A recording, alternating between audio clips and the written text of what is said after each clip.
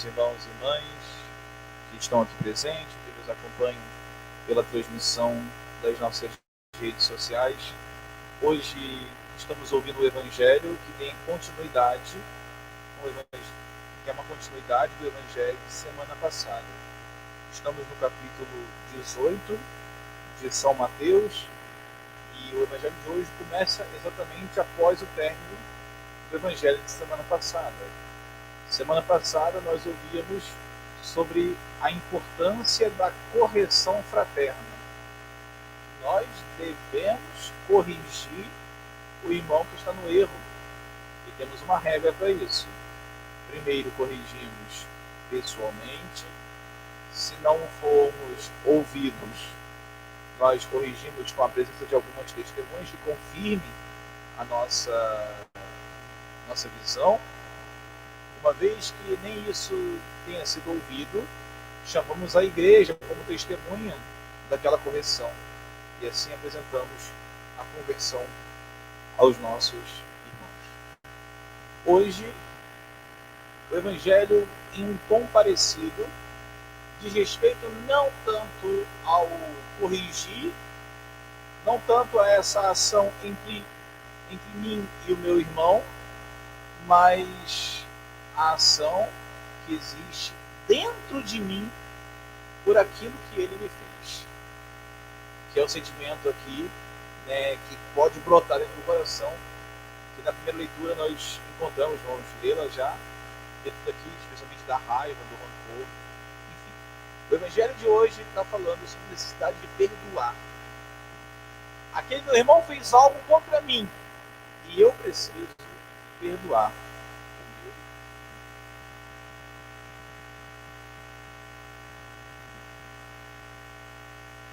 Bom, creio que todo mundo aqui concorda que perdoar é uma coisa muito difícil. É algo muito exigente. Mas também acredito que a maioria, se não todos, compreendem e concordam que o perdão é necessário. E eu quero aqui então apresentar a vocês uma reflexão a partir desse Evangelho de hoje que traz para a gente isso. O Evangelho começa com uma pergunta de Pedro: Senhor, quantas vezes? Até quanto? Qual é o limite para eu perdoar o meu irmão? A pergunta de Pedro não é uma pergunta assim absurda. Primeiramente, a gente quer saber até que ponto eu vou perdoar. Não é isso que a gente pergunta quando alguém erra várias vezes com a gente. Eu vou ficar perdoando até quando? A vida inteira? E Jesus, sim. E Pedro pergunta: até 7 vezes? Ou seja, até o número da perfeição? Jesus responde: não só 7 vezes, como 70. 70 7 é o número da perfeição. 10 é um número completo, é uma dezena, é completo. Digamos, é a perfeição completa. 70. É a perfeição completa 7 vezes. Você vai perdoar sempre. Sempre, sempre, sempre. É difícil. É difícil, é. Mas vamos então tentar aqui desmiuçar um pouquinho, compreendendo o que significa perdoar na prática. O que é perdoar na prática? O que nós perdoamos? O que é perdoar? Né? O que significa no meu coração eu perdoar? O que nós perdoamos? Ou seja, perdoamos a quê? A quem? Que coisa que nós estamos perdoando? E o que acontece conosco quando não perdoamos? Essa é a direção da nossa reflexão de hoje. A primeira coisa que a gente tem que entender quando falamos a palavra perdão é que perdão, ela vem da mesma ideia, assim, o perdoar aqui não vem muito da origem de ofensa, que é o que a gente mais aqui assimila, mas a palavra perdão está associada à palavra dívida, a palavra, né, de algum dever. Tanto que o Evangelho de hoje, para esmiuçar o sentido do perdão, traz para a gente a parábola do empregado que devia uma fortuna ao seu patrão, uma fortuna impagável. Pense você em um valor aí talvez absurdo que você, ainda que trabalhasse a vida inteira, não daria conta de pagar essa dívida. E ao implorar o patrão, dá-me um prazo para te pagar, o patrão perdoa ali aquela dívida daquele empregado. Passado um tempinho, saiu dali, o empregado encontra um outro que também lhe devia. E aí o empregado não agiu com misericórdia, da mesma forma que o patrão foi misericordioso com ele. Essa parábola do empregado que tinha uma dívida com o Senhor é contada por Jesus para nos demonstrar o quanto que nós somos perdoados por Deus e somos incapazes de perdoar o nosso irmão. Acontece que a nossa dívida com Deus, ela o tempo inteiro está sendo atualizada. O tempo inteiro a gente faz uma nova dívida, nova dívida, nova dívida, e somos perdoados. Nova dívida e somos perdoados. E a nossa dívida com Deus já é impagável. Nós não somos capazes de fazer tantas obras boas para Deus, capazes de perdoar o tanto que Ele já nos perdoou, capazes de alcançar o tanto que Ele já nos perdoou. Mas, contra alguém que nos faz o mal, a tendência nossa é de não querer perdoar. Vendo que eu estou falando que a tendência não é que ninguém perdoa, não é isso. A tendência é porque isso está no pecado original, está em nós. Uma má inclinação de não querer perdoar. Então, a palavra perdão, ela vem da palavra dívida. E aqui você pode talvez pensar em um contexto que você talvez tenha emprestado dinheiro a alguém, dado algo a alguém esperando um retorno e não recebeu aquele valor de volta. Ou emprestado, ou talvez tenha feito um serviço, não tenha recebido por ele, ou talvez tenha vendido alguma coisa, não tenha recebido o valor daquela venda. E aqui tem aquela pessoa, então, com você tem uma dívida. O que significa perdoar aquela pessoa? Significa não esperar reaver aquele valor emprestado ou aquele valor devido a você. Isso é perdoar. Perdoar é quando você chega e diz para a pessoa: olha, você não precisa mais me dar nada. Eu estou tranquilo. Eu não espero receber de você mais esse valor e não estou com nenhum ressentimento por isso. Eu não tenho aqui nenhum tipo de pensamento que queira, eu vou lembrar disso lá na frente que eu te perdoei. Não, está perdoado. Segue sua vida. Vamos continuar. Não tem mais nada aqui que você tenha que me pagar. Deus está perdoado. É esse o sentido da palavra em relação à dívida financeira. Isso nos ilumina a compreender o que é o perdão da ofensa.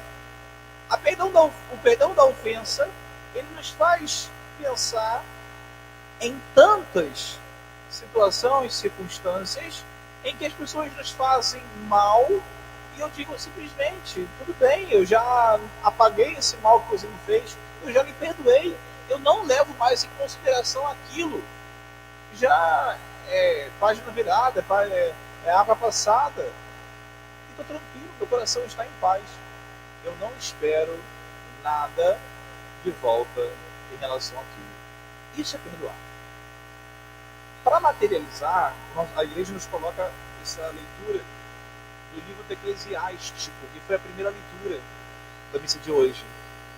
E ali, o livro do Eclesiástico, no capítulo 27 e 28, que foram os que foram lidos hoje aqui na missa, trazem para cada um de nós a compreensão do mal que faz o rancor e a raiva e a necessidade de superá-los. Atenção que rancor e raiva não são a mesma coisa, são coisas distintas. Eu vou ler um trechinho da leitura e depois a gente comenta sobre ele. Diz aqui a leitura do livro do Eclesiástico. O rancor e a raiva são coisas detestáveis. Até o pecador procura dominá-los. Versículo 1, 28. Quem se vingar encontrará a vingança do Senhor. que pedirá severas contas dos seus pecados. Perdoa a injustiça cometida por teu próximo. Assim, quando orares, os teus pecados serão perdoados. Se alguém guarda raiva contra o outro, como poderá pedir a Deus a cura? Olha só que interessante. Se alguém guarda raiva do outro, como pode pedir de Deus a cura? Vamos entender o que é raiva, para depois nós entendermos o que é o rancor. A raiva é um sentimento. E atenção que o que eu vou dizer agora talvez seja bombástico, porque você talvez não esperaria eu dizer isso. A raiva, enquanto um sentimento, não é pecado. Veja só, sentir alegria é pecado? Não. Sentir tristeza é pecado? Não. Ficar ali emocionado é pecado? Não. Ficar indiferente, ou seja, não reagir, é pecado? Não. Sentir raiva, ou seja, descontentamento, não aceitar, não se conformar com alguma coisa feita de ruim contra você, é pecado? Não. Isso é raiva. A raiva é um sentimento reativo. Eu não concordo, eu não aceito que isso tenha sido feito, eu não achei aquilo correto, que grande maldade fizeram comigo. Isso aqui é uma raiva. Agora, olha o que diz a palavra de Deus. Se alguém guarda a raiva do outro, como poderá pedir a Deus a cura? Guardar a raiva, conservar-se naquele sentimento, aí sim isso é pecado. Aquilo está fazendo pecado. Ou as consequências da raiva, aí sim podem te levar ao pecado. Por exemplo, estar ansioso é pecado? Não. Estar ansioso não é pecado, é? Tem algum problema lá? Imagina alguém falar, para eu confessar que eu estou ansioso? Não. A gente tem ansiedade por várias situações, várias coisas podem nos deixar ansiosos. Mas de repente a ansiedade pode te levar para o pecado da gula, não pode? Comer mais da conta? A ansiedade não pode fazer você ficar um pouco sem paciência e responder de maneira indevida às pessoas? Aí leva ao pecado. Então, o estar ansioso é pecado? Não. Agora, o que aquilo te provoca pode ser pecado. Então, sentir raiva por alguma coisa ruim que tenham feito a você é pecado? Não. Agora, o que aquela raiva te provoca, aí pode ser pecado.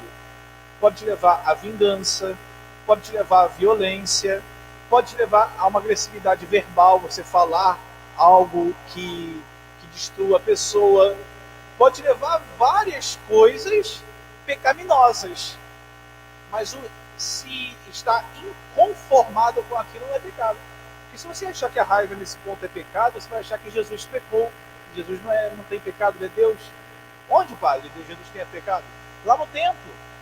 Quando Jesus ele chegou no templo, viu aquele comércio no templo, pegou uma corda, fez um chicote e saiu destruindo todas as barracas. Gente, Jesus estava movido por um sentimento raivoso. Chama-se aqui da ira santa de Deus. Então, a raiva por si só não é pecado.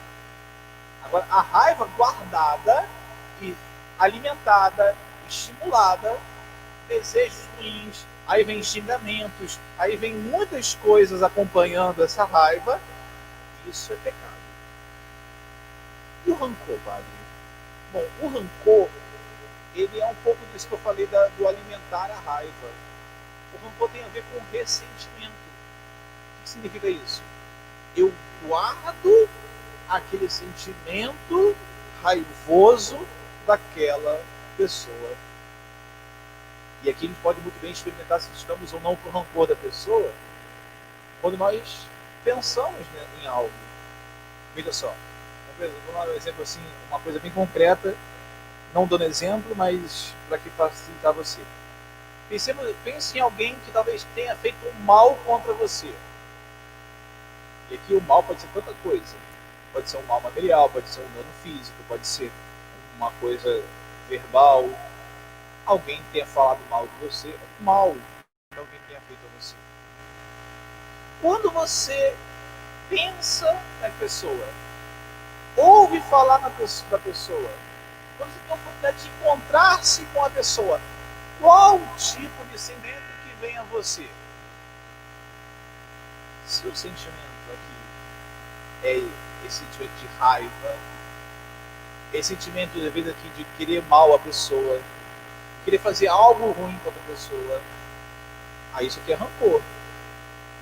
São tipos aqui, eu dei exemplos de coisas para sentir que seria você uma pessoa rancorosa. Ou seja, sempre que volta aquela pessoa, a sua mente, a sua boca, ou diante de você sente por aquela pessoa a cólera, você sente por ela, volta de novo aquele sentimento. Aí isso é rancor.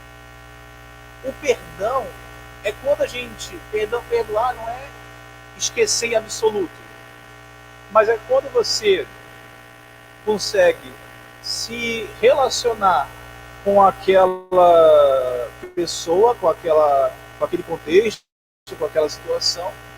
Sim, eu me lembro do que ocorreu, mas eu não sinto nenhum tipo de ressentimento, remorso, assim, aquele sentimento de que eu quero mal a pessoa. Não, eu sei que ela me fez o mal, mas eu quero o bem dela.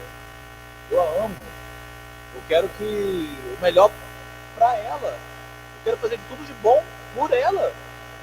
Aí é isso aqui, não tem um rancor. É fácil perdoar alguém que fez mal a gente? Não é fácil.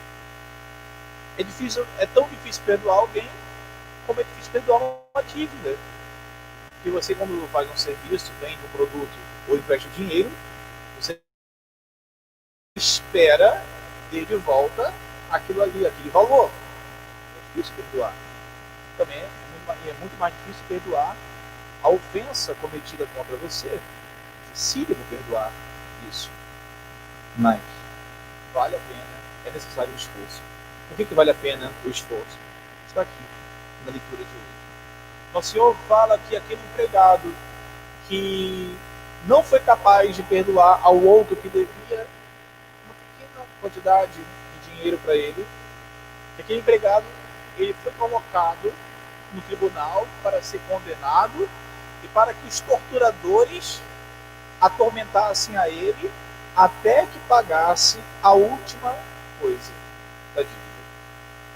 E aí, nesse ponto, eu quero trazer para você 3 conceitos, 3 ideias para te estimular a prática do perdão.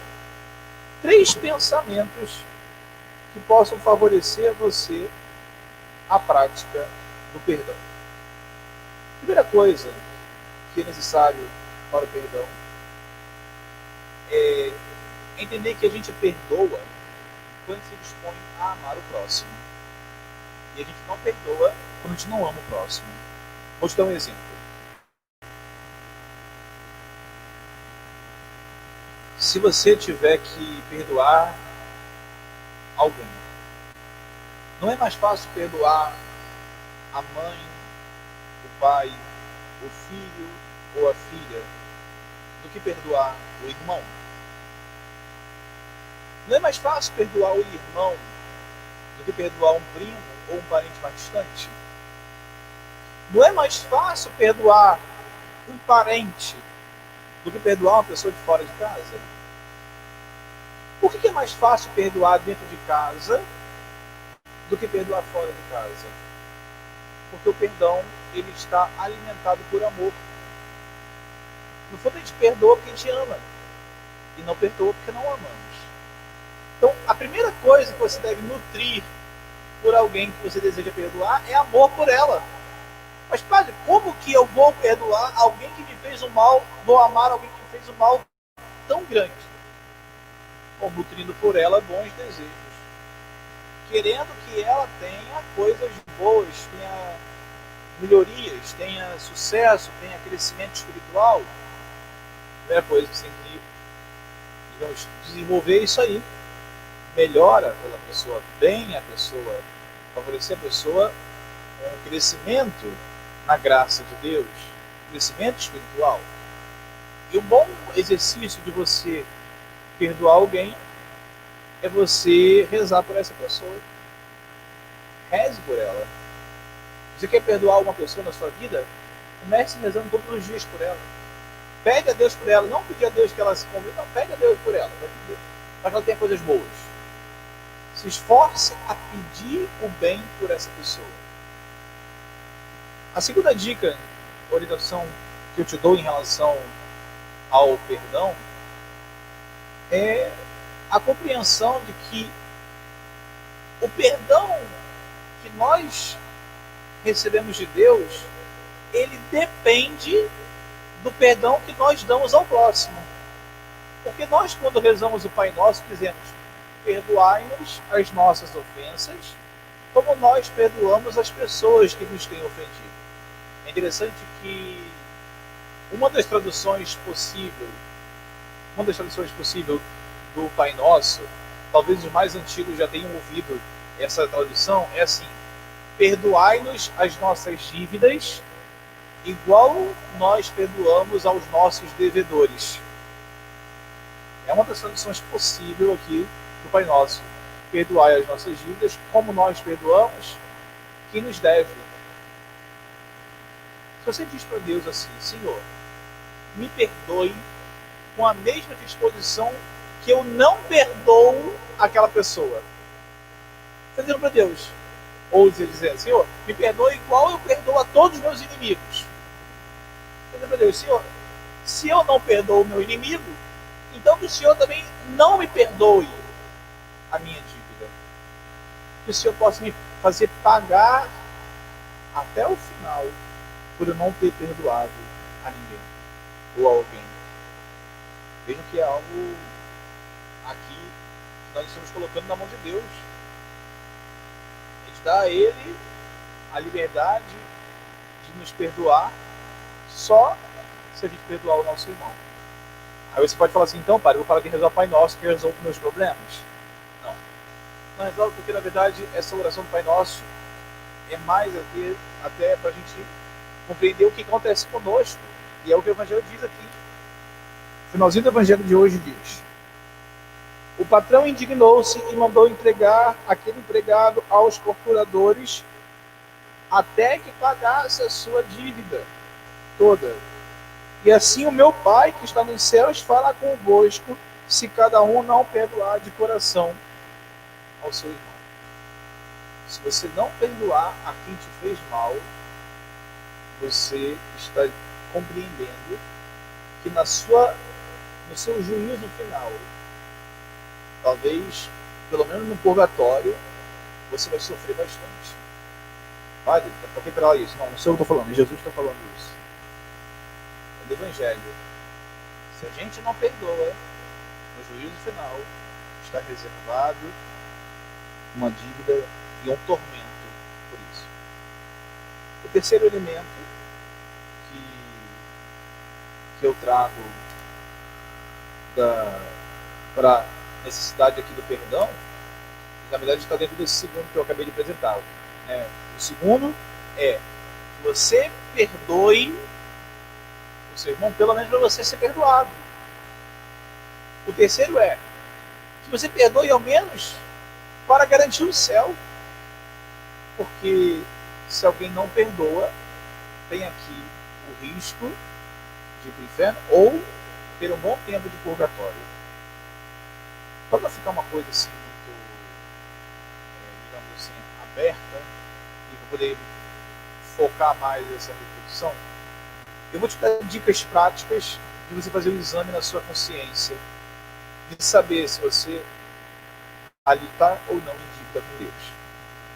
Tem pessoas que às vezes deixam de comungar por um tempo porque não conseguem perdoar uma pessoa.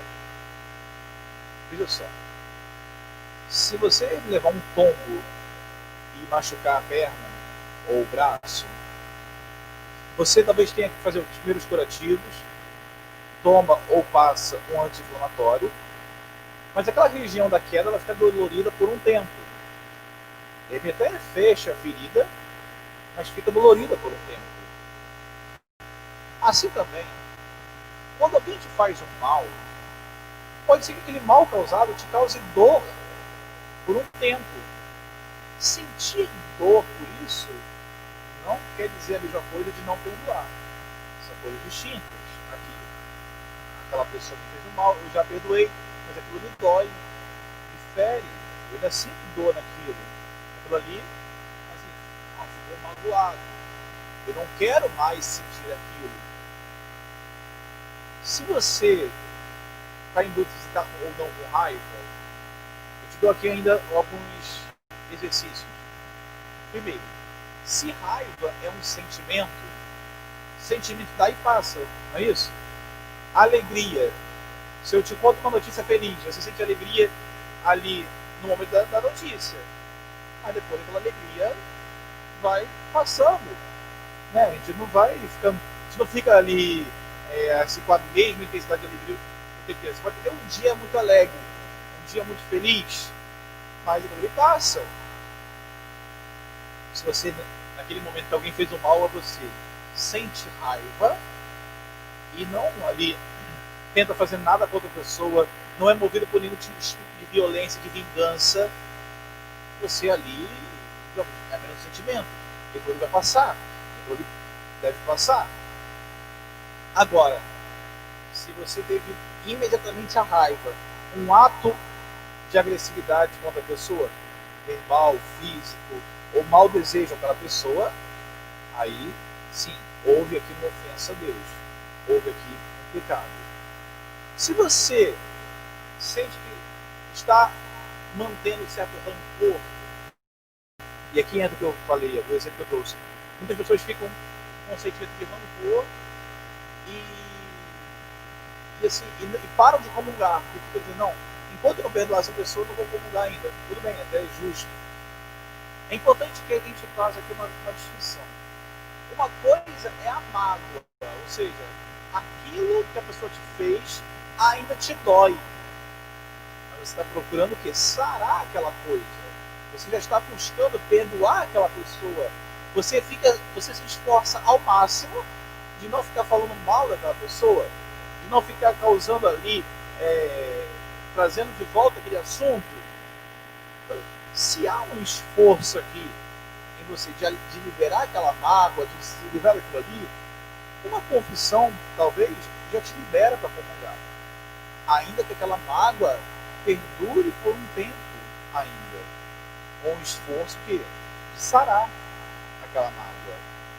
Agora, se você está determinado em não perdoar aquela pessoa, em não liberar ali o seu coração para aquela pessoa, você está determinado a ficar sentindo aquilo ali e querendo mal àquela pessoa o tempo inteiro, aí sim, aqui não tem nem como se aproximar da confissão. E talvez, para uma pessoa dessa, tenha dificuldade de entrar no céu, porque está determinada a não perdoar a pessoa que lhe fez mal.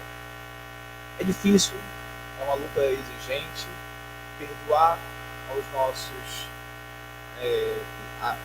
inimigos ou a quem nos fez mal é algo muito difícil.